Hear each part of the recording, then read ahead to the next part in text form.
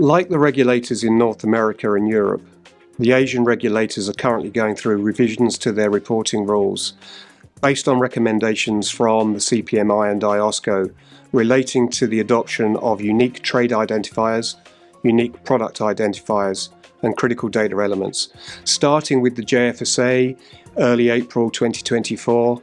MAS and ASIC will follow in October 2024, and we're still waiting for the HKMA final dates.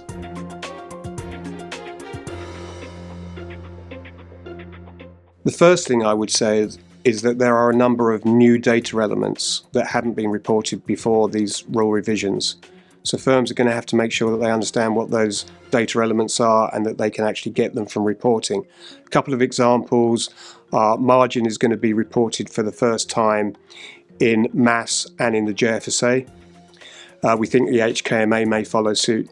Second one, action types and event types will be reported for the first time in JFSA, MAS and ASIC. The second thing I would say is that the inbound message is actually going to be in an ISO format, ISO 20022.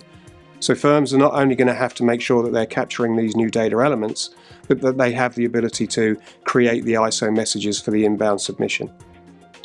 The third thing we're hearing is that firms are struggling with unique trade identifiers before reporting.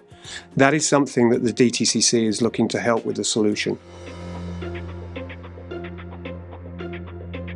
So this sounds quite obvious, but the first thing is make sure that you have the right resources, both in terms of numbers and technical expertise.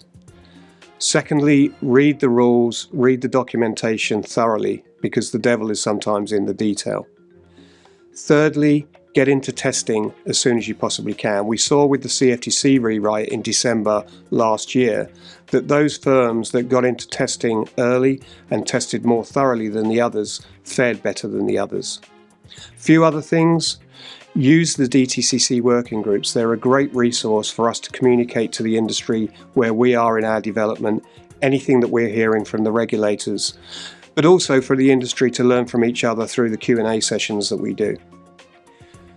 Also, look at the rules not just from a data and technology perspective, but also think about whether there are any changes to operational procedures that are required as a result of these rules.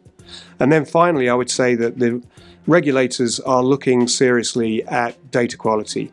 So now is a good time for firms to look at the adequacy of their control frameworks, identify any gaps, and even if they can't plug those gaps as we're going through this rapid change, they should at least start a strategy as to how they're going to plug those gaps after the rules go live.